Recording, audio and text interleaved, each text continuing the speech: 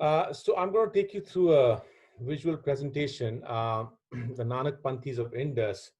Uh, Indus, for those who may not know, I mean, it is obvious. Indus is the river, uh, which before the British came in and rebranded it as Indus, it was known as Sindhu. Uh, and when you go to China, it is known as Indushian, right?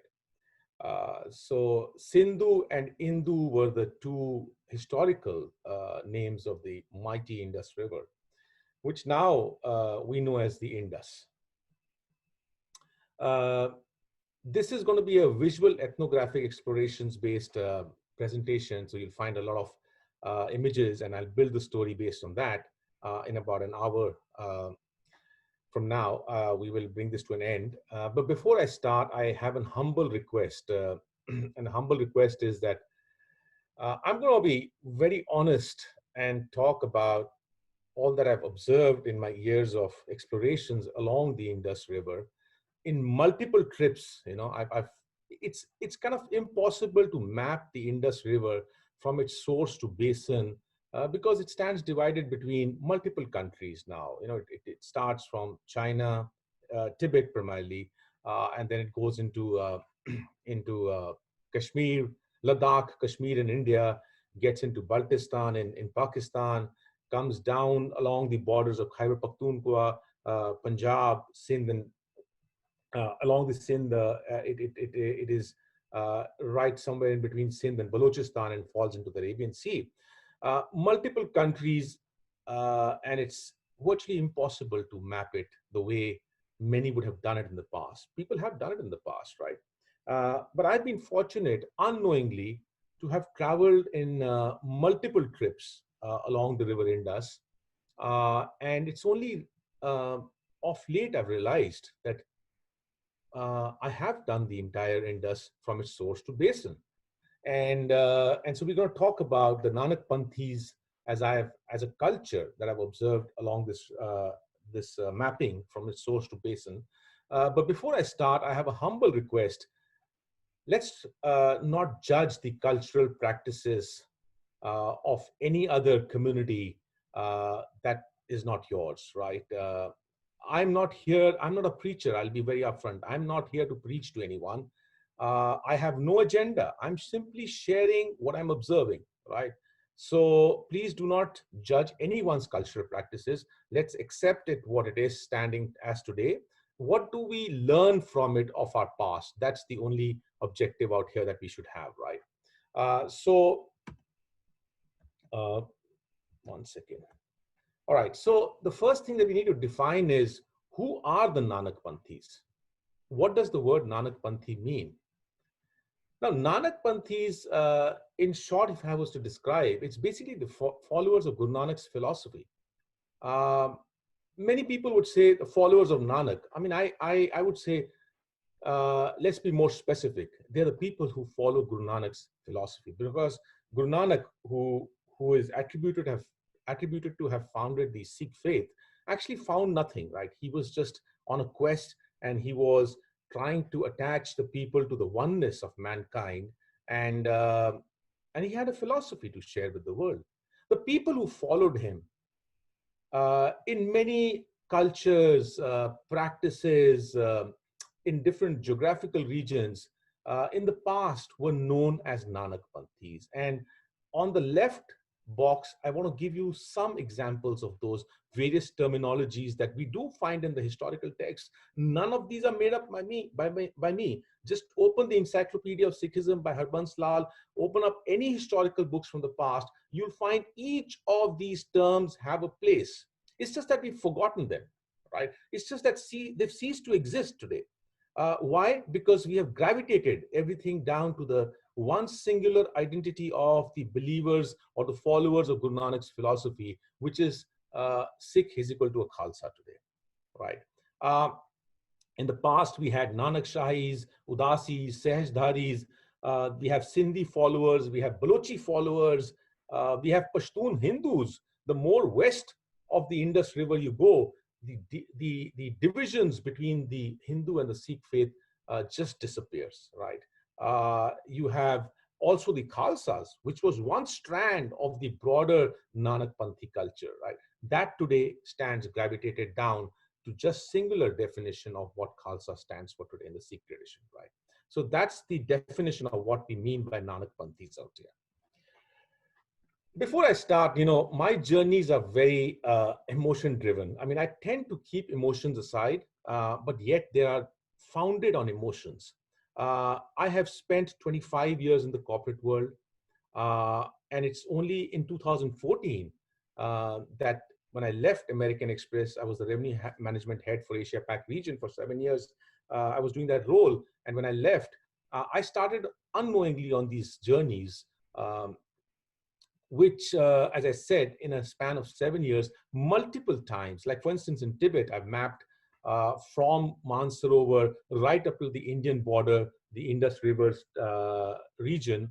Baltistan, I've been twice, Tibet twice, many regions in Pakistan, I've been multiple times. And each time I've been there, I felt very emotional. I've tried to keep my emotions aside in writing my books and doing the research, but yet, when you come back and you start penning and you start reflecting what happened in your entire expanse of the journey, because the gates are being opened by some divine energy in these restricted lands where you can't travel freely today, you can only attribute to this to, as I always say, it's a divine intervention. But in that moment of emotion, I penned these words a few months back, and I just want to read this out before I start on the Nanakpanthis. To me, it feels like, I mean, having traveled from its source to basin, I'm talking about the Indus, I've understood its betrayal. I'm pointing to the river as something, as a reason, but the reality is I'm pointing to the facts of history. So I have understood its betrayal. In a single stroke, it strangled diversity, abandoned its children. Yet it yearns to be called mighty. In its inability to protect us, the children of these lands, it has dwindled to paltry, is my feeling. Because I've seen the Indus, it's starved of its water. It's starved in many places of its water. Through Pakistan, standing across the Atak Fort, I see it as a stream. It's paltry. The mighty Indus is no more mighty. And in some ways, I'm blaming it. But it's not the Indus I'm blaming. I'm blaming the entire societies that failed to live up on the oneness of the message of Guru Nanak, the Nanakpanthi society, which evolved in these lands, right? Which basically has been fragmented and divided. So before I get into that, I just want to quickly introduce, between 2014, when I left the corporate world in October 2014, I started my research and documentations. And in this 5 years journey, what have we churned out till now? There are these two books, Lost Heritage, The Sikh Legacy in Pakistan, and The Quest Continues, Lost Heritage, The Sikh Legacy in Pakistan. Both are available on lostheritagebook.com. As well as on Amazon.com. You can go to your Amazon in your respective countries, order from there. Or if you don't get it, just go to lostheritagebook.com. They are massive documentations. They weigh about 6 kgs. We mapped the remnants of the Sikh legacy in Pakistan, not just by the definition of Khalsa. I'm looking at how the legacy was before 1947 through the remnants, both tangible and intangible. And I've actually traveled across all the 5 states: Kashmir, Baltistan, Khyber Pakhtunkhwa, Punjab, Sindh and Balochistan. Thereafter, we've done these 2 documentaries called Peering Soul and Peering Warrior. If you just go to YouTube and type Peering Soul as one title, and there's another documentary, Peering Warrior, as another documentary title, and write down Amardeep Singh, you will find them. In these, I'm just trying to showcase the vastness of the legacy, the spiritual and the forts in the Peering Warrior, where the Sikh history had churned along the west of the river Indus up till the Afghanistan border. Both these documentaries, you can see them. They are in English, but right now we are in the process of translating these into, dubbing them into Punjabi, and they should be out in a few months' time, because we feel that the broader Punjabi population should not be deprived of these valuable contents for posterity. Moving on from there, what have we been working on for now? Since Jan 2019, we are on a massive project, which again, the divine has helped us, because when we started this project, we were not too sure if this could be accomplished. It was just the vision and the drive that it has not been done. When you look at the various documentaries done on Alexander, Marco Polo, Genghis Khan, who basically traveled far and wide. They were explorers. They traveled for essentially expansion of territories, looting, wealth, or trade. But here's one person, Guru Nanak, who traveled for the oneness of mankind, and there's no big production house who found him to be worthy enough to translate his journeys into a documentary, essentially to give a message that he was trying to convey by going to these places. We started this journey in January of 2019. The good news is that just before the corona struck, we have been able to complete the entire filming with a small portion left, but we'll handle that in India, in Kashmir and Ladakh. Just a matter of 2 weeks work and filming, but we are done with the filming. And now we are embarking on the post-production, potentially a 30-episode documentary, multi-episode. It still needs a minimum of 1 year to stitch it all together. So that's what we are doing right now. And these journeys have taken me into areas like Afghanistan, Pakistan, Tibet, India, Bangladesh, Iran, Iraq, and Saudi Arabia. And 70% of this region is very hard to get access to. And that's the value that we are creating for the community, for posterity, in terms of visual documentation in the form of these documentaries. Now, coming down to the topic that we have to talk about. All right, so before we start delving into the Indus and the Nanakpanthi itself, I want to start with a verse from Gurbani, which is in the Guru Granth Sahib, written by Bhagat Kabir. Kabir, the great spiritual master, who was a contemporary of Guru Nanak, he writes a shabad, a verse, in which I'm just taking one line to bring a common platform of understanding as to what the world was 550 years back and 500 years back, and where we stand today in terms of our thinking. Now, here's what he says, Kabir. He says, Hindu Turak do samjhao. He's saying, I explain to both the Turks, the Turak, and the Hindus. Now, Turak here does not mean Turkey. Let's get that very clear, because in today's context, when we say Turk, we immediately gravitate to Turkey as a nation. No, that's not the definition of Turk 500 years back. Turk basically was any person who was from the west of the river Sindhu, which is Indus now, which is the Central Asia, and those people were known as Turk in the lands of India when they were coming in. So, and there was an abundance of cross-cultural amalgamations that were happening. People were moving across different geographies, and the Turks, when they were coming inside, we've had different dynasties ruling in India, and they all came from Central Asia. So the powers for good 700 years plus was with the Turks, right? So that's the Turk that we're talking about. It's not Turkey. Don't confuse it with Turkey. But the key out here is the usage of the word Turk and Hindu. Hindu Turk do samjhao. Now, he's not therefore talking about religions here. He's not talking about Hindu Musalman or Hindu Muslim dohu ko samjhao. I'm not teaching to both the Muslims and the Hindus. He's talking about two cultures, and that's the key message I want to leave out here. He's talking about the Turki culture, and he's talking about the Hindu culture. The Hindu culture was the culture that was on the east of the river Indus, the Sindhu river, and the west of the river Sindhu was a culture which was known as the Turki culture. Now, where does this word Hindu as a culture come in? It's derived from the word Sindhu, as I started off with, Sindhu. Because if you look at the first section at the bottom, when I'm saying Sapta and Hafta, there are two words. Sapta is in the Hindi language, which in the Urdu script or the Persian script becomes hafta. The sir, S becomes a H. Sir becomes a her. Sindhu becomes a Hindu. So when the Turkeys were coming and crossing the Sindhu River, the culture on the west of the Sindhu River is what they would often refer to as Hindu.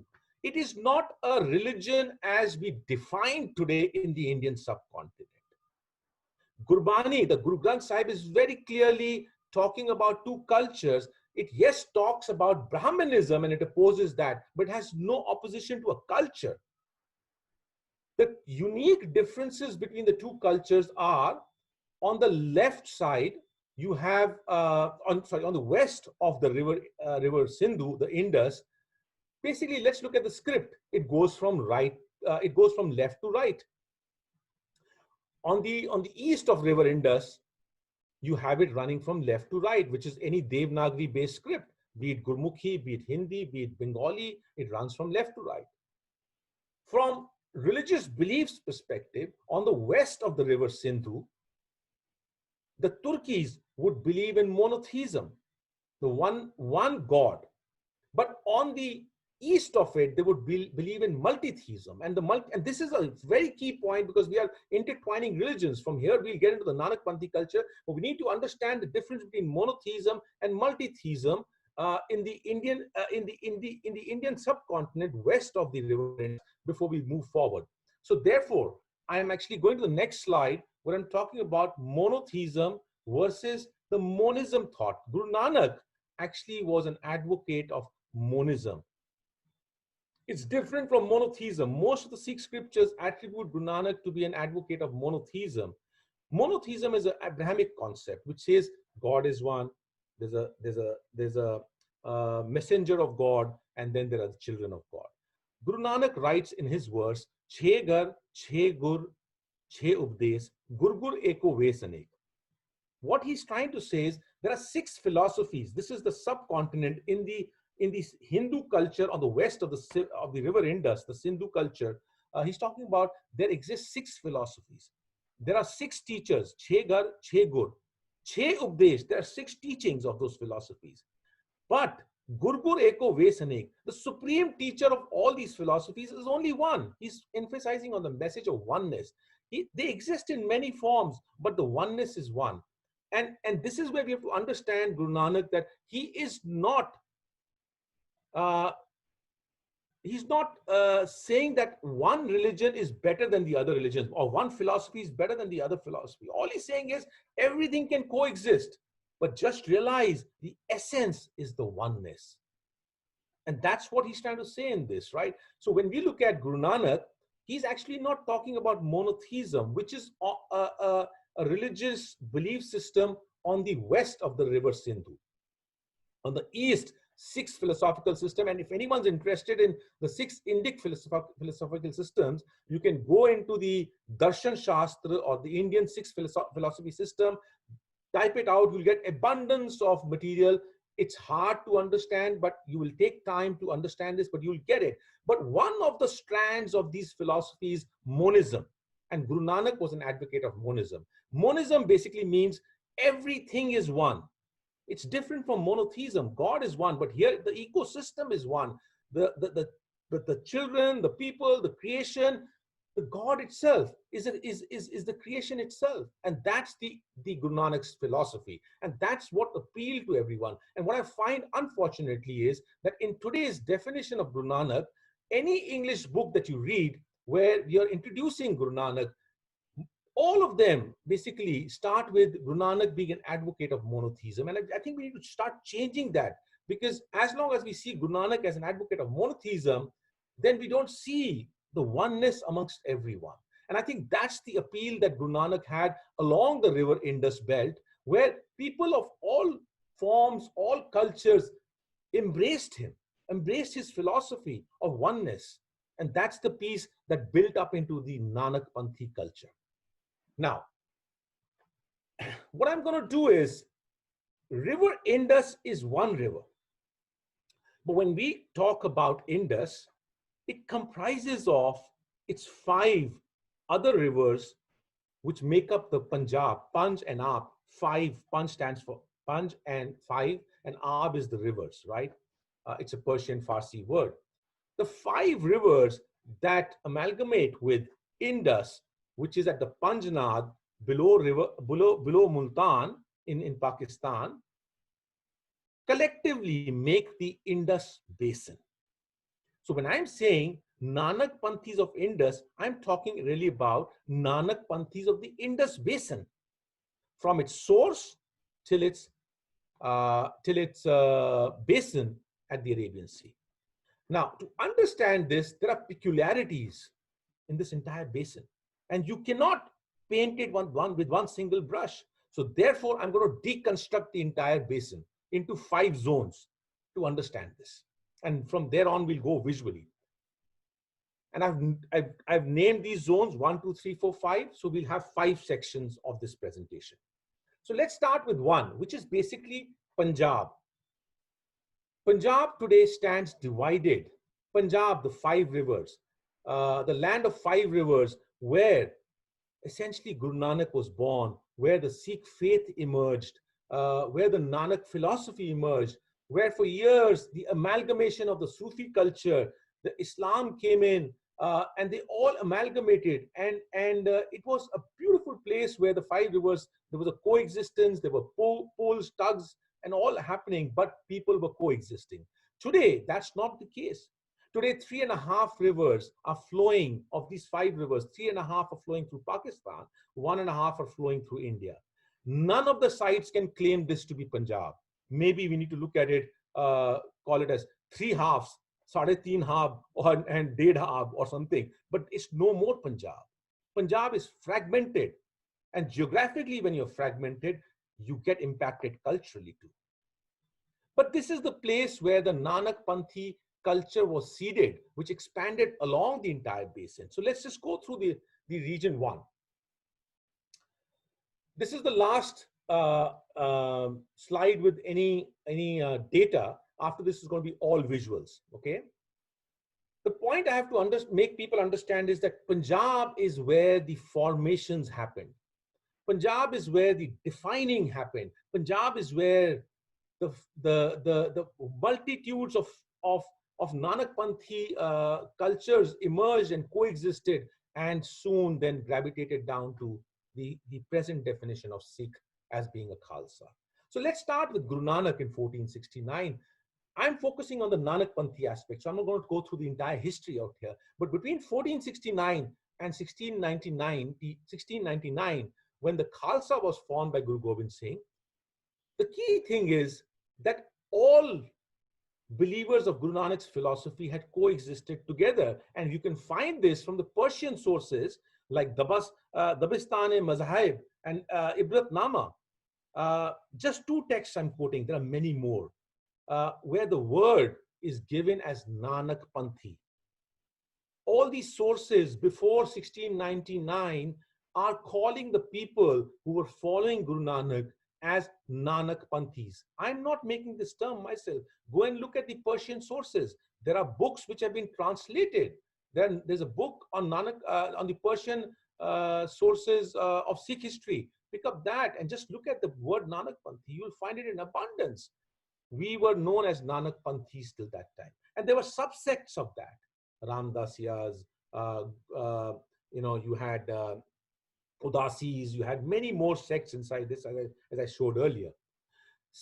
Thereafter, Punjab goes through a lot of turmoil, the demise of the Mughal Empire, the invasions from Persia, from Afghanistan, and 1799, Khalsa Sarkar, or the Lahore Darbar, gets formed under the name of Khalsa Sarkar. Now, this is the Maharaja Ranjit Singh's period, after the missiles, who bring together the entire community, and they come together, and the Khalsa Darbar or Lahore Darbar gets established. What happens in this period, 1799, many historians have said this, is that this is a time when the political power creation led to the recasting of the Sikh society into an image of the Khalsa itself, because the power was with Khalsa. And therefore, there was call it whatever reason, maybe the people felt proud of being associated with Khalsa, or maybe their belief systems made them. We're not going to get into the reasons, but we're just going to look at what happened. The Khalsa numbers swelled up by that time. And then 1849, the empire finishes off. The British come into Punjab. British come into the Punjab, and the first thing they do is, where the fragmentation starts happening of Punjab, is they come up with a language policy. Having ruled for over 100 years across India, they have mastered Urdu, but the policy that they bring into the land of Punjab, where Persian was the court language, the Muslims were reading their religious scriptures in Arabic, the Quran. The Sikhs and Hindus were reading their scriptures in Gurmukhi, which had emerged from the Landa script. The policy that comes in is to basically demarcate. Urdu is actually brought to Punjab first, but it also divides languages by the faiths. One thing that happens in this period is 1870s. 1870s is when the printing press comes in, and I call this as the internet revolution of our time. The data suddenly becomes available. The scriptures now can be printed. And when the printing press comes into the Indian subcontinent, first the British use it very selectively for propagation of Christianity. But no technology can be kept in closed doors for long. By 1870s, mid-1870s, it had found its ways into the broader society. And at that time, what happened is that the other people of the Muslim faith, the Sikhs and the Hindus, started printing their own scriptures. And this is where the internet boom kind of a thing that happened. Printing press led to the propagation of each segment's own thoughts. And in Punjab, what happens by 1873 is, because of the propagation of Christianity through the printing press, through the documentations, led to the first few conversions of the youth into Christianity. And that led into a backlash by the Muslim, Hindu, and the Sikh community. And that, at the same time, the Hindu and Sikh community were quite intertwined. But what happened is, this one person who came in from Gujarat into Punjab by the name of Dayanand Saraswati, who founded the Arya Samaj movement, kind of brought in certain appeal from the broader Hindu community, and the divide started happening. I just want to bring this to a closure. By 1891, if you look at the British Census report, British Census documentation, they are dividing for the census. They're asking the people to define what kind of a Sikh are you. Are you a Nanakpanthi or are you a Khalsa? So the seeds have been sowed. As it is, the Muslim, Hindu, and Sikhs are going in a particular direction, and because of all these earlier situations that have happened, and now British is also fueling this by asking, who are you, a Nanakpanthi or a Khalsa Sikh? Clearly two different boxes in the census. All this between 1891 to 1925, it's a long history, and I can't get into this in this presentation. But bottom line, if I was to summarize, in 1925, from a Sikh perspective, leads to the formation of the Gurdwara Act after the Gurdwara Sudhar movement, and the reasons for that we'll not get into it, but leads to the Gurdwara Act to be formed in 1925. And I put this in the box at the bottom. What the Gurdwara Act did, after a series of agitations, which led to a lot of sacrifices by the community members, it gave you the power to manage your own shrines. But it also led to the defining under the Gurdwara Act as to who is a Sikh. And I always say this, in defining who we are, remember, you also define who we are not, because you've now drawn a boundary around you.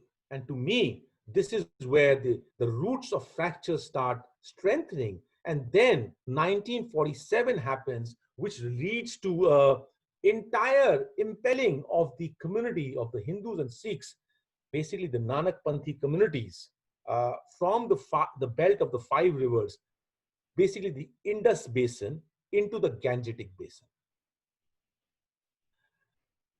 Basically, today, if you were to look at Punjab in Pakistan, forget the monuments and forget the gurdwaras, just from the intangible perspective. And if you were to ask this question, how many Sikhs are there in Pakistan? The answer will only, if you ask the Pakistan government, the government's answer will be Sikhs as defined by Khalsas, which are 15,000. I must say so, between 1947 and 1970s, early 1970s, there were literally no Sikhs, even in the Khalsa form, in the land of the 5 rivers in Pakistan side, because everyone had been impelled and they'd all gone to the Gangetic belt, the Punjab on the India side, and so on and so forth. So who are these 15,000? Some of them who are now found to be in Pakistan. In 1970s, there was not a single Sikh family living in Nankana Sahib. Today, Nankana Sahib is bustling with Sikhs. Who are they? They are basically the Pashtun Sikhs. 1,000 of them were left at the time of partition and thereafter close to the Afghanistan border, west of Peshawar. Peshawar is where till where the riots had happened, right? But in the remote areas, in the villages, the farming community in the Khyber Pakhtunkhwa area, close to the Afghanistan border, which is not Punjab, about 1,000 Sikhs survived and they stayed on. Those people post 1970s started, and I've covered this aspect why they started moving in my books. You can read that there. We'll not get into that details, but the movement started happening towards Punjab. Today, for economic reasons and other reasons, there are a lot of Sikhs you find in Punjab, but you need to understand most of them who are turban-wearing Khalsa Sikhs are coming from the Pashtun origin, from the Peshawar and west of that. What this impelling has caused is, from Punjab perspective, is a cultural impact which I want to go and reflect from the remnants of the monuments and try and tie back to see what it was maybe 70 years back, because these monuments which are not occupied, which are falling apart, still offer a lot of learning experience. What was it before the formation of the Gurdwara Sudhar Leher? Because some of these monuments date back to even that time and they have survived, and the frescoes and artworks have survived in them for that long, over 120, 130 years. And here's where I want to actually talk about 2 monuments, artwork from there, to make us understand the Nanakpanthi culture was much, much bigger. Guru Nanak was a part of a broader society of Punjab's land of 5 rivers. Here's a monument at a village called Batala Jhanda Singh. Batala Jhanda Singh, basically, he was a general under, he served under Maharaja Ranjit Singh's army, and his samadh is made in this village. And when I look at the fresco, the lower section is showing Guru Nanak and the other 9 gurus sitting with him as a depiction of the lineage of the 10 gurus. And Bhai Mardana is playing the rabab in front. But what I want to point out is how the cultures were amalgamating. You see from this fresco, there's also Ramayan being depicted on top. You're seeing the Hanuman, you're seeing Ram, and Hanuman is bowing down to Ram's brother. Today, we are hardened and we may find this to be non-acceptable. As I said, I'm not preaching anything out here. Pictures don't lie. Pictures have to be understood to defragment and understand what the society was. And therefore, I go on the right-hand side to Samadh of Kair Baba. Kair Baba, who was a Hindu sadhu, Hindu mystic, who lies buried, not buried, but his Samadh, his memorial, is built next to a Gurdwara at the village Kair Baba, which is covered in my first book. And if you look at the fresco, inside a Hindu fakir's, Hindu mystic's Samadh, you're finding Guru Nanak as an integral part.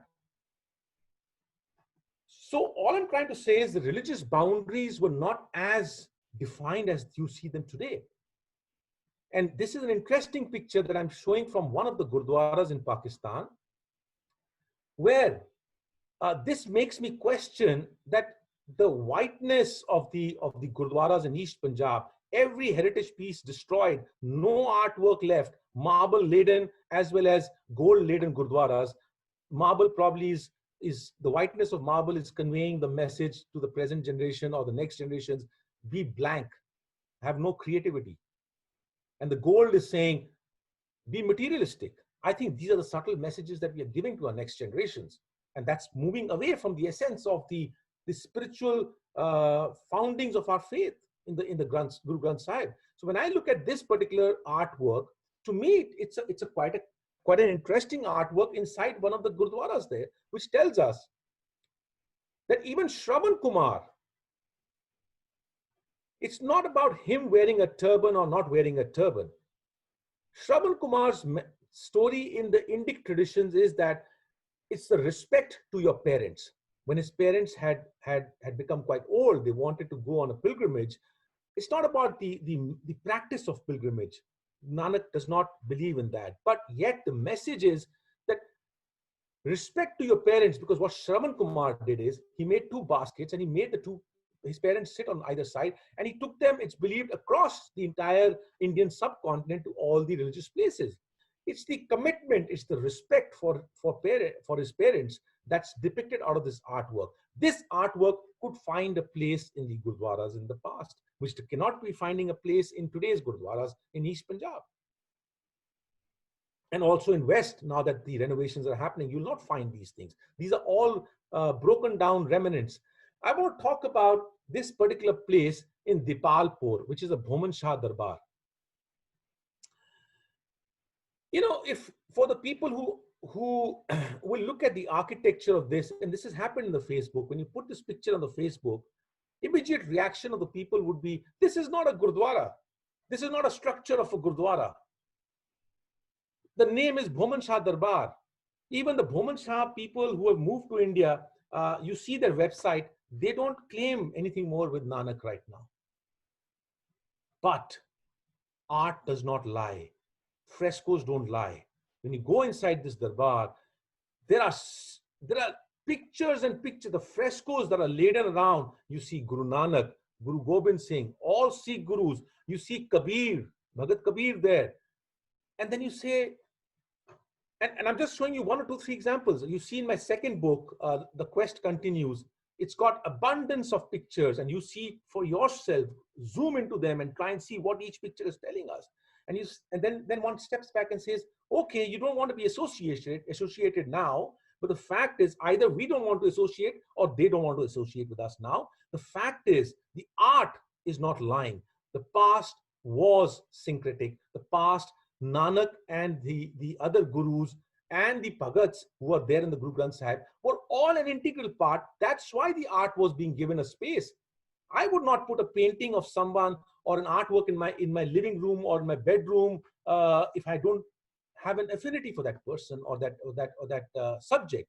And therefore, out here, this clearly says they had an affinity for the Nanak's philosophy, and that's why all these kind of artworks were being made.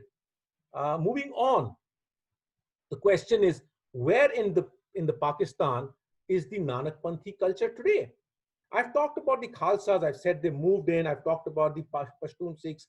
There are about 15,000 of them. But you ask a Pakistani today, or ask the Pakistan government, how many Sikhs are there? The answer will be 15,000. I say more than 500,000 believers of Nanak are sitting in Pakistan still. Pakistan does not understand them. Sikhs will not be too judgmental in accepting them. And as I have spoken to these people in different regions, they say, we are not Nanakpanthis.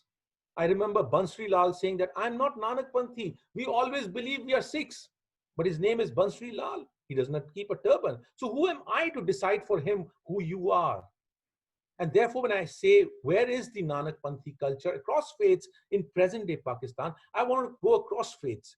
Look at on the left-hand side, Najam Hussain Saeed Sahab in Lahore.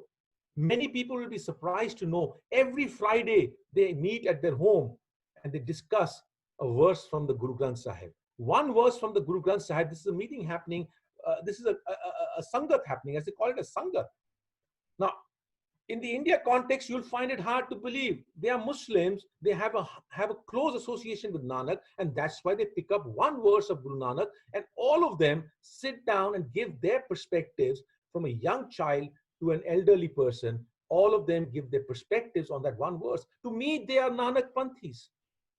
The society of Nanakpanthi was not just Hindus and Sikhs. There were many believers in the Islamic faith also who had an association with Guru Nanak. And therefore, I look at the right-hand side in the Dera Sahib Gurdwara, the Sindhis, Hindus, as they are commonly known as, are singing the Shabads. The person on the tabla is a Muslim, Mohsin. I'm not showing here the descendants of the Rababi families who are also doing kirtan there. They're Muslims. So basically, it does not get restricted just to Hindus and Sikhs. The Nanakpanthi tradition got fragmented in the 1947 when the entire Rababi tradition was destroyed because of the line that went through. And basically, all of them moved to Pakistan and they started doing menial jobs, labor jobs, and they moved away from the Kirtan tradition. But in the Dera Sahib Gurdwara, when I click this picture, to me this represented the Nanak's philosophy of oneness. Because when I see at the center on the Taba Sahib, where a Sikh in the Khalsa form is reading the Guru Granth Sahib, Mohsin is a Muslim on the tabla, and I see two Sindhi Hindus doing Kirtan. This represents Guru Nanak's philosophy. Today, I would say it's very unfortunate that these two young boys who are doing kirtan are asked to do kirtan in one of the gurdwaras which are managed by the Khalsas. They may not get a space. I'm not here to say what's right or wrong, but I know they will not get a space. We don't even give space to women to do kirtan in Golden Temple. It's high time that we need to ask certain questions because we have moved away from Guru Nanak's message of oneness to a large extent. And therefore, as I move on, I just want to show, bringing Punjab to a closure, Pakistan, when you look at Multan, Hazrat Shah Sam Tabriz's mausoleum. When I went in there, this Baba, he tells me, Sat Sri Akal Sardar Sahab, he says Sat Sri Akal, and he says, Badi muddata baad koi Sikh ithe aaya. After ages, a Sikh has come to this place. And when I'm going around, it's believed that Guru Nanak actually came to this site. One of the places I'm finding scribbles on the right-hand side, on the walls, and you see, interestingly, there are names at the center, at the bottom in Gurmukhi. What this shows is the syncretic culture of Punjab before 1947, because Guru Nanak went to this mausoleum of Hazrat Shah Sam Tabriz. Because people are going, the people of the Indian subcontinent, Pakistan, India, have a bad habit of scribbling their names and writing things. Some people have scribbled their names out here, but to me, it reveals what the past was, because people were going to the mausoleum as a respect, right? These are visual ethnographic trails that I'm trying to find. With that, I think I've made a point. We can go on and on about Punjab. There's so much to discuss, but I just want to move forward in the interest of time. I want to go down to the second region, which is the west of River Indus, just the west of River Indus and going right up till Afghanistan. To me, the Durrand line, like the Radcliffe line, has divided on the east. The Radcliffe line has divided India and Pakistan, Punjab by religions. On the west, the Durrand line has also divided the congruent Pashtun culture, which was running from west of Indus right up to Afghanistan, into two countries. They are two sovereign nations now. But culturally, you cannot divide. Pashtuns you can't divide, but I'm focusing on the Nanakpanthis today. As I said, I want to break this down, and this first section is a bit of a repetition here.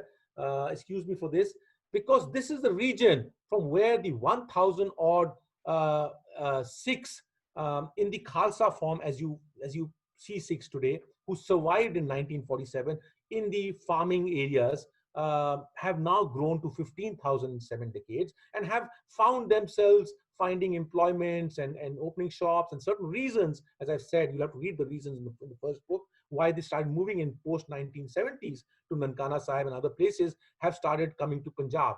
But they all come from this belt of Pakistan on the east of the Durrand line in this Khyber region. But I want to make a very interesting observation here.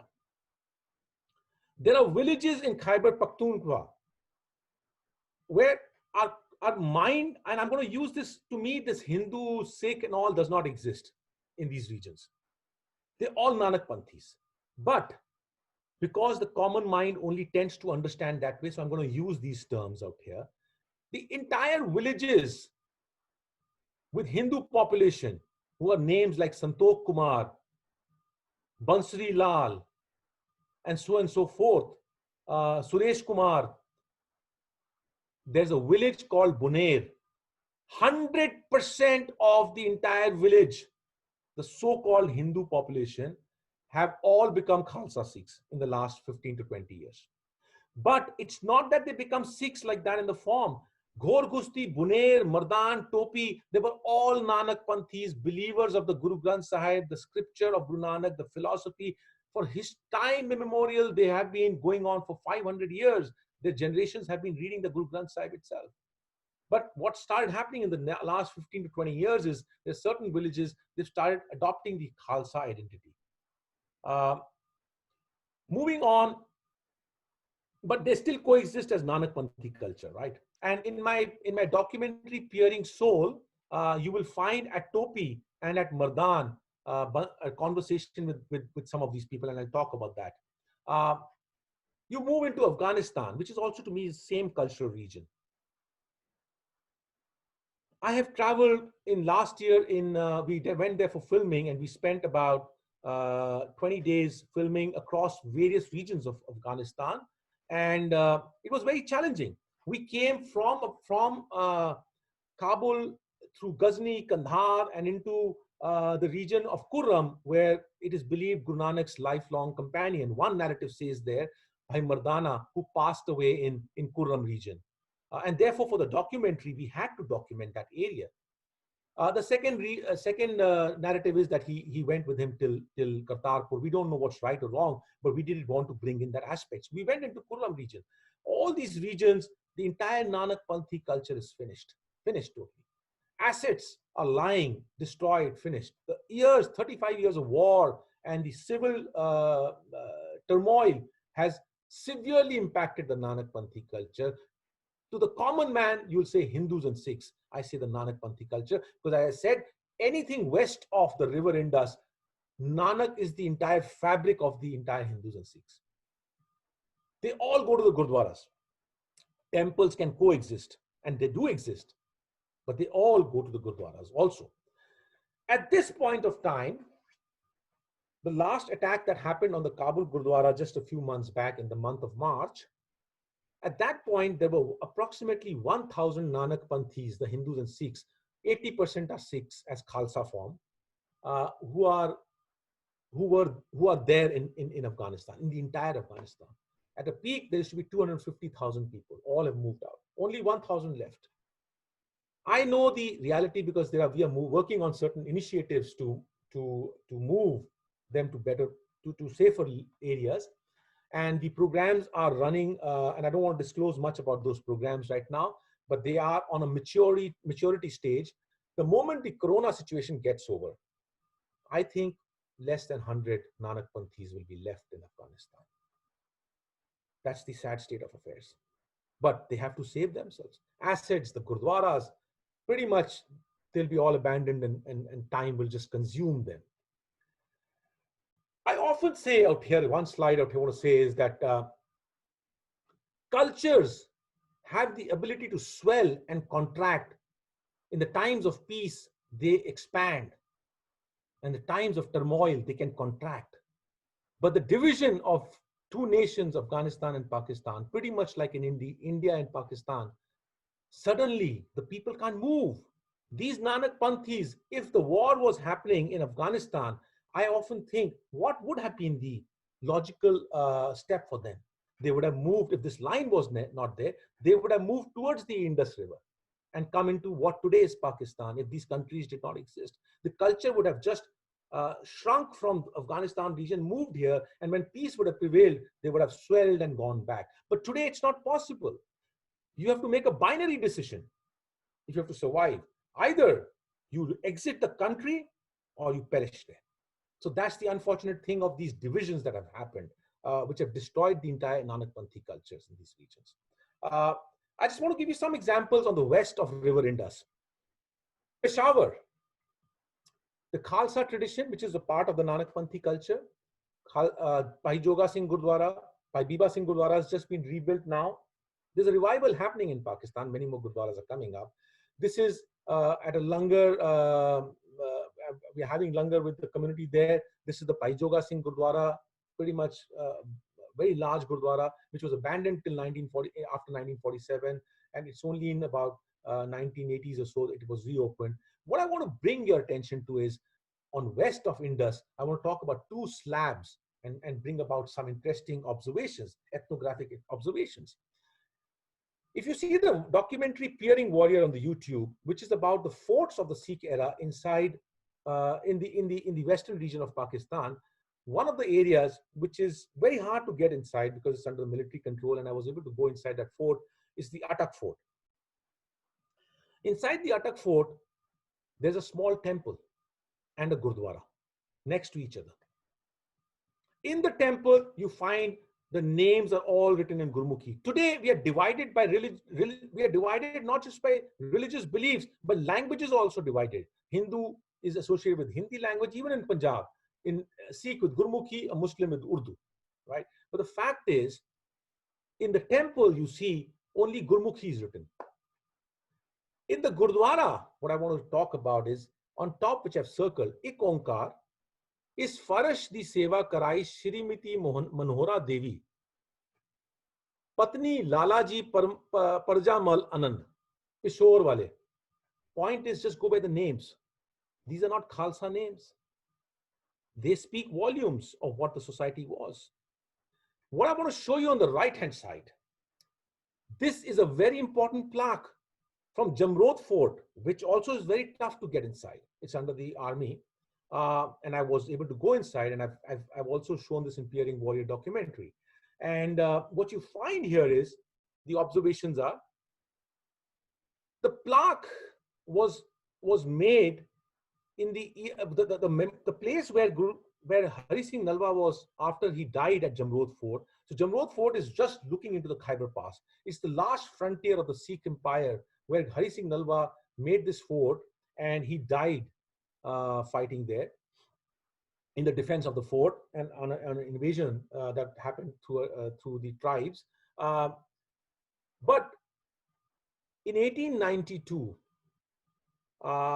the plaque is, a memorial is made at the place where in Jamrod Fort, Hari Singh Nalwa was cremated. And this plaque says cremated on 30th April 19, the memorial which was made there in 1937 was made by Bhai Dada Babu Gajjumal Kapoor of Peshawar. Now, he's proudly saying the late Sikh General Hari Singh Nalwa cremated, right? And he's talking in 1837, he was cremated here. And this plaque is made in, 1892. Sorry, the dates may have been wrong a bit here. He was cremated in 1837, and 1892, the plaque was made by Babu Gajjumal Kapoor. And this shows how the closeness was. The fight today about Om and so on and so forth. See on top, on the cremation place, this person who makes it, he's writing Om as it used to be written in Punjab in those days. I want to just quickly move through this section.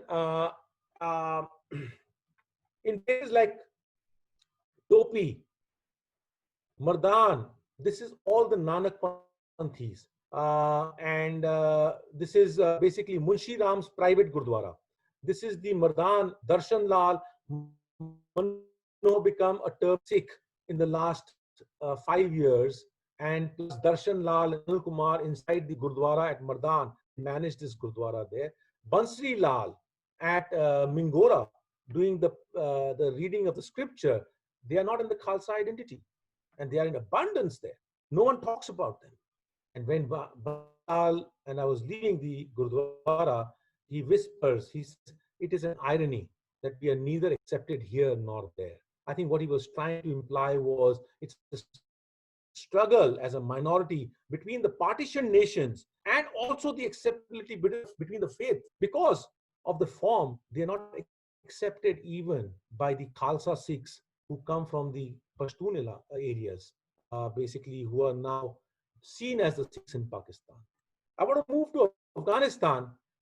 On the left hand side, on which you typically see as the 80% of the Nanakpanthi families, basically Hindu Sikhs of Afghanistan, the turban wearing family, and we're having breakfast with one of the families. This typically is the image of the Sikhs, right? What you see at the bottom in the Kurram region, so here everyone's holding a gun, from a small kid to a woman to a man, everyone's holding an AK-47.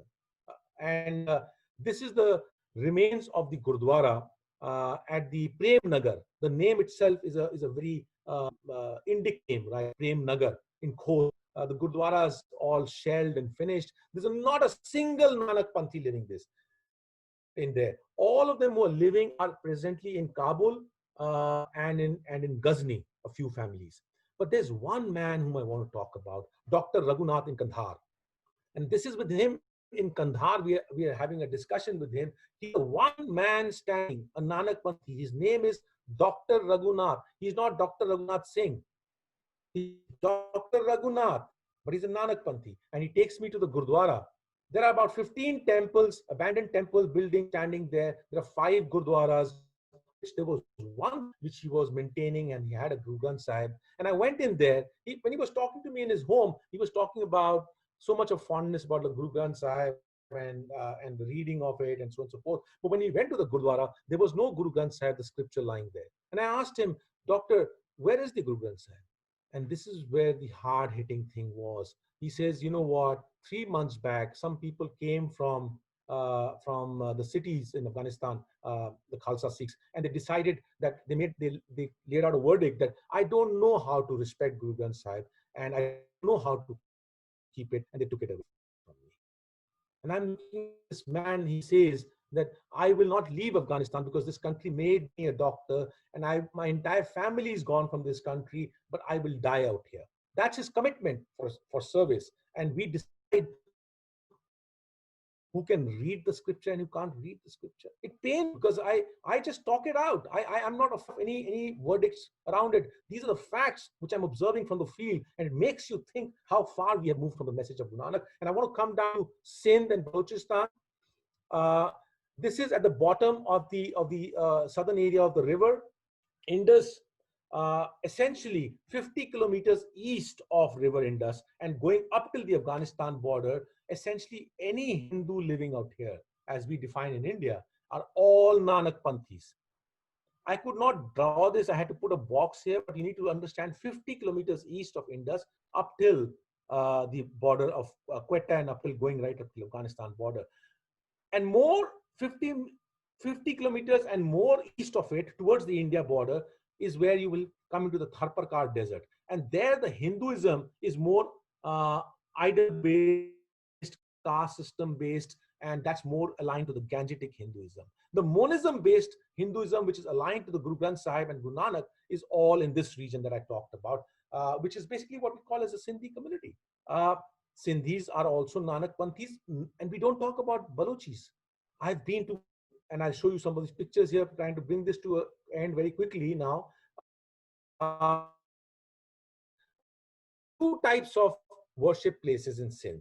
One on the left is the Darbar.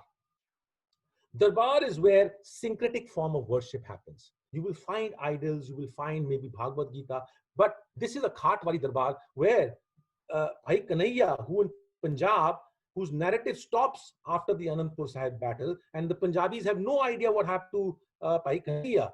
But Bhai Kanhaiya was sent by Guru Gobind Singh to Sindh, and the Sindhis, this is a mythological belief they have, that he sat on a cot and he came flying from Anandpur Sahib from Punjab and landed in Shikarpur. But Khatwari Darbar, Khat is a cot. Khatwari Darbar is basically made in the memory that Bhai Kanhaiya came to Shikarpur, and they've got the Guru Granth Sahib out there, and they make more effort to actually pay respects to Guru Granth Sahib out here, that they go under the palki, where the Guru Granth Sahib is kept, and that's how they pay respect, by lying down under and bowing that way, right?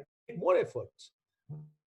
In this darbar, you'll find a few more idols and so on and so forth. So we call them as darbar, but the darbars have Guru Granth Sahib inside. What you're finding in the last few years is many gurdwaras are sprouting across Sindh and Balochistan. People don't talk about it because our entire understanding of the Sikh legacy is restricted to Punjab. There are a lot of books that have been done in the past, the Sikh legacy, and also are being done, but I always say they're all gurdwara centric. That what I've done in the 2 books with 6 kgs of writing, which unfortunately the community does not really have a passion to read or bring them home, is to basically bring about a footprint of the entire legacy across 5 states. And what I find is no one talks about the 200 plus gurdwaras that have opened up are there and are expanding in Sindh. And this is one of the gurdwara, which you see the Khanda and the Ikonkar. And I often wonder, why is it that they have to proclaim so boldly by writing it in such bold paintings around the Gurdwara?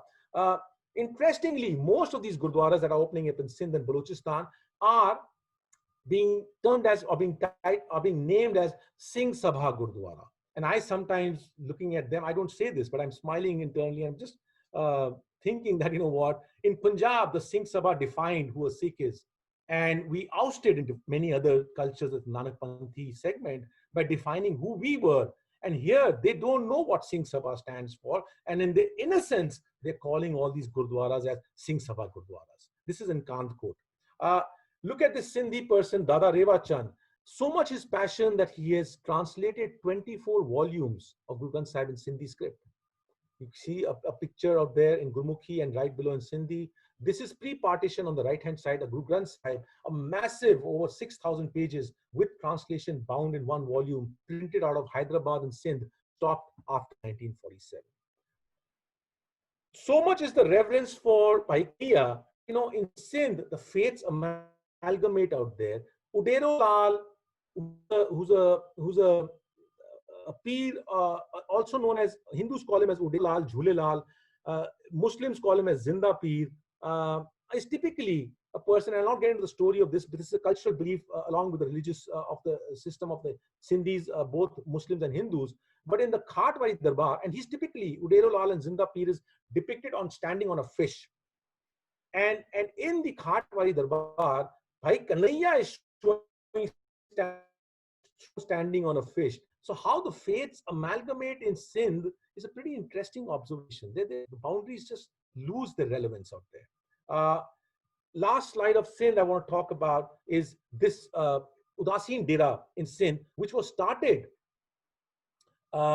many years back by a Bankhandi Maharaj, who was basically an Udasin saint from Nepal. This is how the cultures were moving. He moved from Nepal to Sakkar and Sindh. And in this island, in between the river Indus, a massive setup was set up for the Udasins. And when I look at the plaques in there, I'm saying Ekonkar, Sadgur Prasad, everywhere written out here. But interesting thing I want to show you in the central plaque and make you think about is, it says Ekonkar Guru Shri Chand Devji Sahai. And at the bottom, it's the Guru Nanak's verse written there. You know what? The first time I went there, I did not notice it. I just clicked it and I came out, and I did not written this in my book. The second time when I went in, I noticed and I touched my hand. And this shows how the society got fragmented. When it got fragmented, I don't know. But right below Sri Chand is Ekonkar Nanak, Shri Nanak Devji Sahai is written there. And someone sometime has scraped off the Nanak and written Shri Chand on top of it. And you can see from the writing itself. To me, this is a fracture. This points to a fracture of the society. When it happened, how it happened. We know how the Udasin and the Khalsa traditions got fractured. And I'm not going to get into the reasons for that, but this shows to that, right? In Balochistan, in the evening Darbar at Rehra Sahib part is happening. This is at Quetta. This is a Darbar because it's got idols as well as the Guru Granth Sahib. The center, there are 2 Guru Granth Sahibs. One is in Gurmukhi and one is in Urdu. And you look at the entire congregation, there's only one turban wearing Sikh, and he also has become a Sikh only in the last 4 or 5 years. This is the Nanakpanthi culture that we're talking about. No one talks about Balochistan. Sikhs don't even go into these areas to research. All the books are being written only Lahore centric and around it, right? That's all our history that is there. Who's going to remember these people are the followers of Nanak? Who's going to write about them? Who's going to talk about them? Because as they moved into India, they amalgamated into the broader societies. They're forgotten. But the pockets that are residing in Pakistan offer a lot of learning. I'm going to move on to Quetta. Here's where Arya Samaj Mandir is. Arya Samaj and Sikh Khalsa traditions are head on in India. But when I look at this remnant of an Arya Samaj Mandir in Quetta, and I go inside, the fulcrum scripture is where Ekunkar is written is Guru Granth Sahib. You can't imagine Guru Granth Sahib inside the Arya Samaj temples in anywhere in India. But in Quetta, because it's isolated, one small segment left there, a remnant of the past is still surviving and thriving there, which makes us think, where did all this get divided from, right? And then now I'm bringing this to an end quickly. I want to go to the segment on top, which is basically as the Indus comes from Mansarovar, Kailash Mansarovar, and goes through China, Tibet, and enters into the region of Kashmir, Baltistan, and Kashmir, which is Kashmir stands divided between India and Pakistan. Baltistan is all in Pakistan. This entire belt, Guru Nanak traveled through this area. We have gone there multiple times. Also, last year we were there to film. This is the Gurdwara at Skardu. On the right-hand side, my forefathers came from Kashmir in Muzaffarabad and Kashmir in Pakistan. This is a Chhati Patshahi Gurdwara, the sixth Sikh Guru, Guru Har Gobind Gurdwara, which is a police station now, but the only surviving wall. And on the left-hand side, the Gurdwara made in Guru Nanak's memory of his visit to Skardu is basically the last remnants. There are no Sikhs left in Baltistan and Kashmir of Pakistan. There is no Nanakpanthi. Everything's finished. We were the descendants of the Nanakpanthis as Khalsas from Kashmir in Pakistan who were expelled and moved away. Everything is finished. What I'm finding as an interesting observation, because we are people from Kashmir and we've seen our families there, Kashmir conflict in India itself. Over the years, since 1947, there's a huge population from Pakistan, Kashmir and Baltistan area, which moved into Kashmir of India. We're finding that rapidly the Sikh population is moving out. There are a huge amount of historical Gurdwaras in the Kashmir Valley. My sense is, give it another 20 to 30 years, very few Sikhs will be left in the Kashmir of India, the Kashmir Valley of India also. I hope it doesn't happen that. I hope the diversity survives. But the way it's going, the next generation is all moving out. It's all moving out. We may not agree to it, but the fact is I'm seeing it happening because we are from that region. Last section, China. What does China have to do with Sikhs and Nanakpanthis? Well, I did want to say that source to this basin and source of the river Indus is basically close to Kailash Mansarovar. And it's an interesting historical aspect which needs more depth of research inside this. But here's what I found. In 1841, just after the demise of Maharaja Ranjit Singh, during Sher Singh's time, there's an expedition which was led by Ghulam Rasool Beg, Basti Ram, and Zorawar Singh. 3 battalions. Look at the names. There's nothing as Hindu Sikhs that time. This was Lahore Darbar.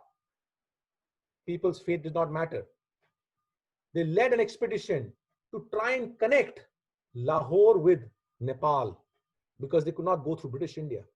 And that expedition was a very ambitious expedition, which went from Leh into Rudok into Mansarovar, and they were caught at the Mansarovar in the peak winter. And the Tibetans basically were able to shoot Zorawar Singh, who was the leader of that expedition. And basically there was a helter-skelter. It was a failed expedition. But why am I bringing it here? Because this is much later, 1841. There are really no Nanakpanthis sitting there. But here's what Sepon W.D. Shakpa writes in his, who was the financial advisor of the Tibetan government when Dalai Lama moved out, very high official. He writes in his books, he's written 2 books, and I'm going to give you from this one book, An Advanced Political History of Tibet. He says, after this in the Tibetan history, they call it as a Sino-Sikh war. For them, for us, it's Lahore Darbar. Sikhs call this as Sikh kingdom. British used to call this, British termed it as Sikh kingdom. I say it was Lahore Darbar, it was Khalsa Darbar. But the fact is, the Tibetans saw it as Sikh soldiers, because British call it as Sikhs, right? So what does he write? More than 200 Sikh soldiers elected to remain in Tibet after the downfall at Mansarovar, when they lost this battle. Many married Tibetan women. As outsiders in Tibetan culture, many of them seem to have been identified with other marginalized people, a fact which may have contributed to the gradual conversion to Islam. They became known as the Singpa Khache people.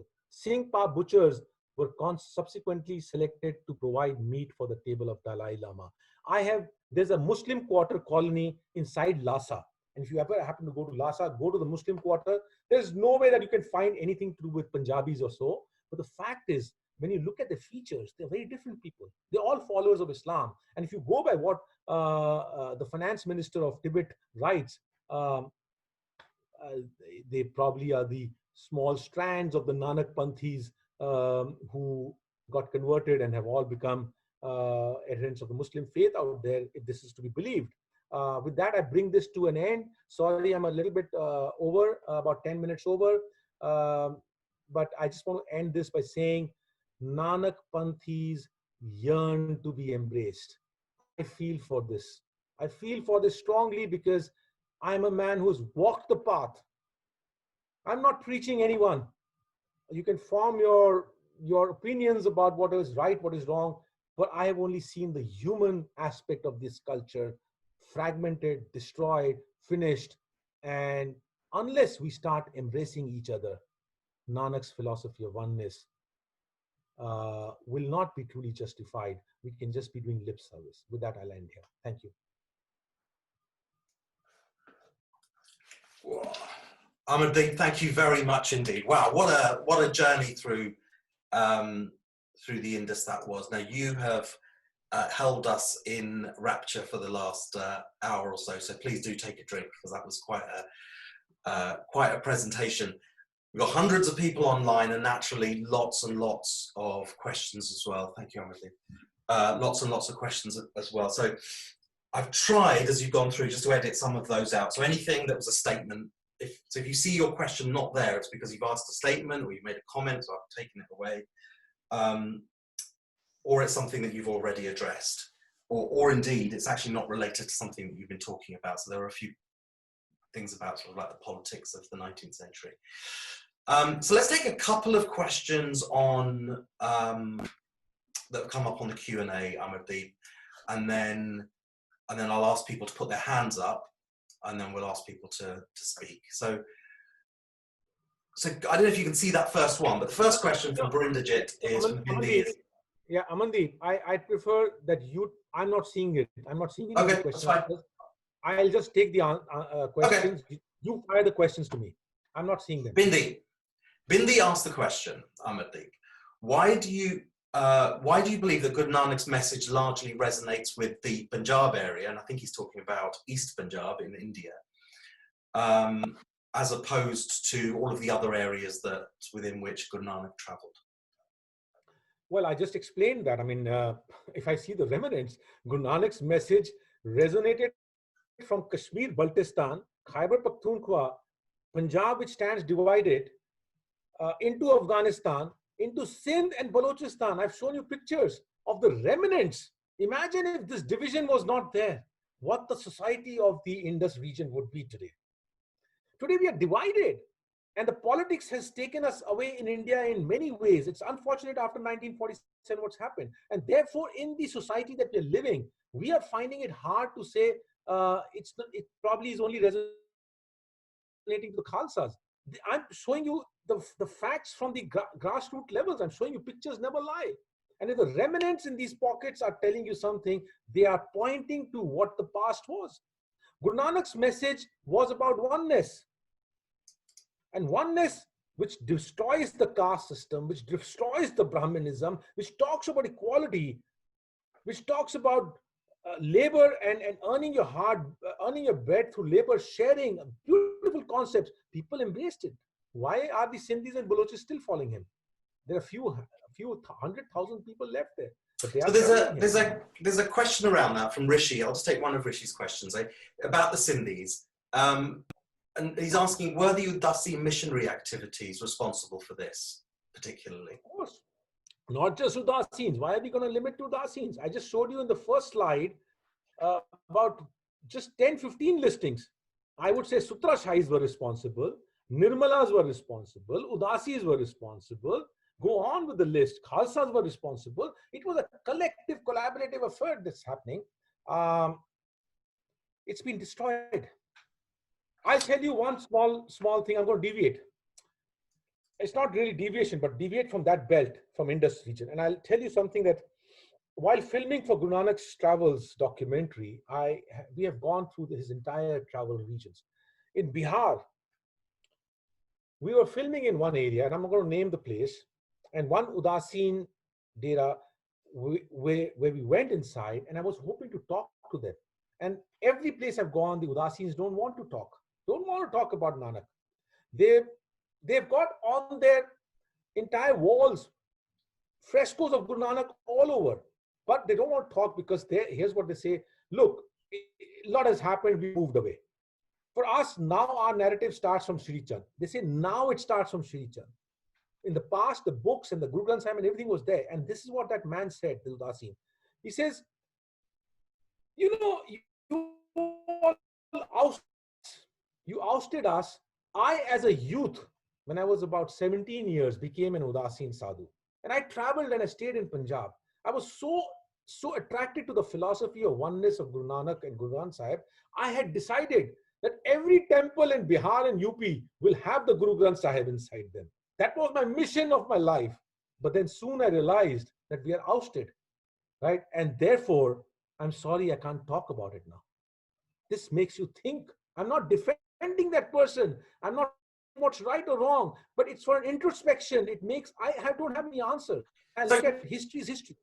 So there's another question from Tarvinder, which I think is really interesting. Is how do they feel now? Do they feel a sense of betrayal about how they're treated by the wider Sikh community, particularly the Indian Sikh community?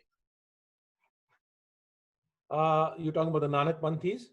Well, yeah, the Nanakpanthis in general, yeah. I mean, you were talking about Udasis just there. Of course. So let me ask you a simple question. Look, I ask very, very pertinent questions to myself. But when you are asking me a question, I'm telling you what I keep thinking. So when we say someone who gives up his Khalsa identity, we use a very derogatory and very strong term, Patit. He still is following Baba Nanak. All right, for whatever reason, I'm not justifying his actions, and that's his own call, right? But we use a very strong word, Patit. That means he's ousted. Imagine you are that person, something has happened to you, and the community calls you Patit all the time. How would you feel it? It's like calling yourself racially by terms that I want to use in the common world. When you look at a Sajdari, that person, Bansi Lal, tells me, you see his Punjabi video, which is going to come out in another 2-3 months. I'm going to be releasing another documentary, and in that, Bansi Lal's words, he's the Pradhan of a Gurdwara in Mingora, doesn't have a turban, and he says, "Asi apne aap nu Nanakpanthi nahi kehde, asi sare Sikh hain. We don't call ourselves Nanakpanthis. We are Sikhs." And he says, "So please don't call me a Nanakpanthi." Now, what is my answer to that? Who am I to decide who you are? Yeah, sure. Very good. Thank you. Let's ask people if they want to ask a question. Please put your hands up, and I will then ask. So there's a little button which lets you put your hand up. Thank you very much. And I'll call one or two of you to ask. Oh, lots and lots. So I'll pick some new names because we've had lots of the same people at each talk, which I appreciate you coming on, but I'm going to ask for some new names now. So let me try Jitinder Singh. Jitinder, if you unmute yourself, you'll be able to speak. Can you hear me? Yes, I can. Great stuff. Vijay, thanks for the presentation. I thought it was fantastic. I did ask a question, which I'll repeat again. Was there in history ever a case where it was written that Bibiyan or women had done Kirtan in Guru's Darbar? Sorry, so the baby was speaking behind. Can you just repeat that once again? So sorry, was it ever written in history that Bibiyan did Kirtan in Guru's Darbar? Okay, I don't have an answer to that, whether it was ever written, but to me, it doesn't matter whether it's written or not written. It goes against the philosophy of Guru Nanak, that to be stopping anyone from doing Kirtan inside the Darbar Sahib because of your gender. Clearly, if Guru Nanak was here today, he would slap the custodians. Okay, thank you for that. Let's try Mark Kinra. Mark. Hello. Hello. Yeah. Can you hear me? Yes, we can. I can. Yeah. Hi. Hi, Mr. Amadip. It was a really nice presentation. Very enchanting. So my question to you is, do you think that other than religious reasons, Nanakpanthi is converting to Khalsa in Pakistan, I'm talking about, there is also a political reason, because Hindus are not, revered upon nicely. So, and Sikhs are considered much more friendlier and favorable. So do you think that there is this reason as well? Because look, I mean, reasons, if you start dissecting them, there are many reasons, okay? But at the end of the day, don't forget, when you're trying to look at the Hindu definition from a Gangetic belt, it's a very different definition. You have to understand the uniqueness of the Indus belt to start with. Bansri Lal or Manohar Lal or Dada Reva Chand, for them, Guru Granth Sahib and Gita were equally important. In the Gangetic belt, Guru Granth Sahib would be nowhere.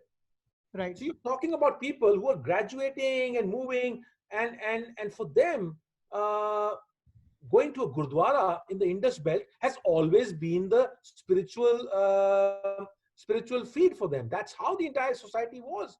What we see today is very different in the Indian subcontinent, and therefore the question probably comes from there, right? So if you see in the faith, if someone moves into wearing a turban, it's not that the entire culture has moved. I'm just talking about one or two villages. Now, it has happened in early 1900s, late 1800s, when preachers would go in, entire villages would become Khalsas, right? One son would be a Khalsa, the other would not be a Khalsa. Entire villages, like in Potuhar, Tuha Khalsa at one time, some preachers went in, and it became a hub for the entire Sikh faith in Pakistan, and the entire village converted to the Khalsa tradition. This is how it used to happen, and it still is happening today. Right. I just have I have one more question. No, Mark, I'm going to stop you there because we've got a lot of people with a lot of questions, and we're already at an hour and a half. So thank you very much. Anjali Kaur. Anjali. If you unmute yourself, you can speak. Oh, she's disappeared. Suresh Balla.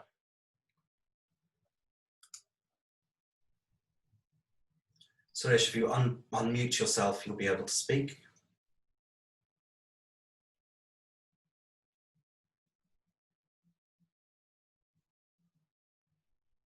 No. Okay, I'm going to ask Rishi. Rishi Handa, over to you. Unmute yourself and you can speak. Hi, Amandeep. Hi, Rishi. Hi there. Did you get that? Amandeep. No. Fantastic. So I've put a question up and I'm going to read it out. Right. So initiation into the Panth pre-Khalsa was through Charanamrit. Okay. After the Khalsa was formed and Khandadamrit was established to enter into the Khalsa Panth, essentially by doing that, that excluded potential Nanakpanthi neophytes. Those who wanted to be in the Nanakpanth didn't want to be Khalsa. Now, how did those wanting to become Nanakpanthis initiate? and essentially become disciples of the Guru Granth Sahib. So if we take the Nanakpanthis you met, was there a process that they went through to initiate, or was it simply that they were just descendants of? Rishi, I think the problem of our modern mind is that we want narratives to be binary for us to understand, right? The fact is, the entire belt of the river Indus, as I've understood, was never binary. When we try and actually to me, it looks like, this is my understanding purely, right? When Khande da Pahul, an initiation ceremony for Khalsa versus Charnamrit, right? I think we're just trying to justify it.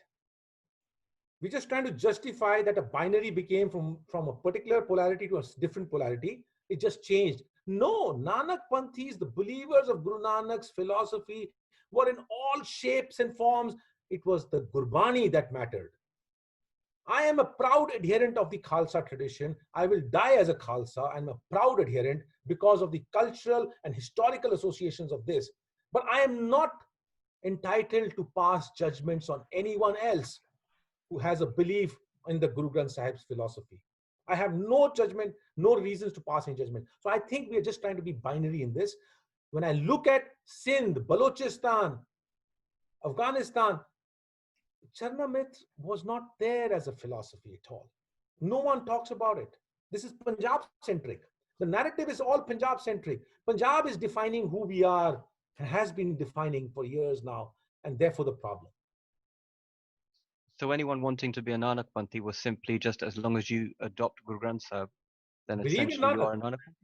You believe in Nanak's philosophy. You don't even believe in Nanak, but you believe in Nanak's philosophy. But today the mind is gravitating that today Nanakpanthis are also now getting into idols of Nanak and other things. That's the limitation of the human mind.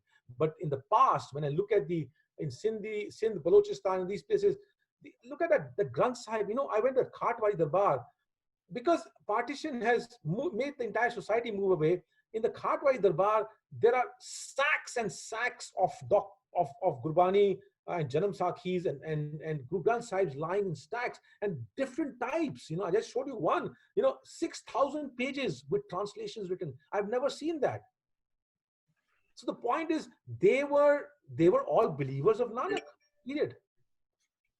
All right, Amardeep, thank you very much. I'm really conscious of time. It's 1:45 in the morning in Singapore, but I'm going to take one final question online. I'm going to ask Satnam Rana Grindley to speak, and then that will be the last question of the day. Satnam. Hello, good evening, or I should say good morning. Thank you very much for a very informative webinar. A question relating to the diaspora in the West. To what extent do you think that the Nanakpanthi movement can be resurrected in the West vis-a-vis the very dominant Khalsa movement? Because for me, listening today, as somebody who's been brought up in a Khalsa family, I have spiritually found myself in a place that aligns myself to Nanakpanthis, but had it not been for your lecture today, I don't think I would have been able to validate it in the same sort of way. Sorry, Satnam. So, for a short moment, you got cut off. Can you just repeat the question that you were asking for, so that I'm sure I'm addressing the right thing? Just repeat it once again. To what extent do you feel that the Nanakpanthi culture or movement can be resurrected amongst the diaspora in the West? Oh, the people who know me, say you are a very pessimistic man. I exhibit pessimism everywhere. I don't know. I don't have an answer to that. And I don't want to pass any answers. I am a man who's wired to do research, wired to interpret, wired to understand, wired to go into areas where others are finding it hard to go. That's my life's mission. I'm writing it, I'm documenting it, I'm putting it there. I don't even think I have an ability to predict the future. I don't have a crystal ball. It's left for the community to decide. It's left for the leaders of our community to decide, where do you want to charter this ship into? Which direction? You've taken it too far away. You've taken it too far away, and it'll take a lot of effort to bring it back into course. And that's where the pessimism comes in. But it has to start somewhere. And it has to start from you. It has to start from me. I was born into this tradition. I was born into a very, very boundary-driven family, because Kashmiri Sikhs are pretty Khalsa, very strongly adherent of the Khalsa tradition. And as I have walked deeper and deeper into these areas, my mind has opened up. And I have simply come to the conclusion, I am no one to pass any judgment on anyone. I want to embrace the people. That's why I'm risking my life and going into these places. That's why I go and meet and hug Dr. Raghunath and empathize with what people have done at that age in his 70 years. If you have the right to say that I will take your Guru Granth Sahib away, and he's the only man standing there, it's a slap on our face. It's a slap on our face. Thank you. Thank you, Satnam, for your question. Thank you, Amardeep, for that. I am so conscious it's 1:45 in the morning. It's been an absolute, from Singapore, it's been an absolute privilege to have this time with you today. And I'm incredibly grateful, as are the hundreds of people that are online at the moment, for your time, for your generosity, for sharing your talents with us today. Can I just ask the people online just to do one thing for me, please? Well, actually two things. One is tell everyone about this. But the second thing is, can you also please just look at the survey that's on the chat window. So if you just click on that, there's a few questions. It takes like 10 seconds to fill out. But it helps us just make sure we're getting the timing right and getting the content right. So thank you very much for people online. Amardeep, once again, thank you very much indeed for your time, attention, and all the best for the future. Go for it, Amardeep. Yeah, Amardeep.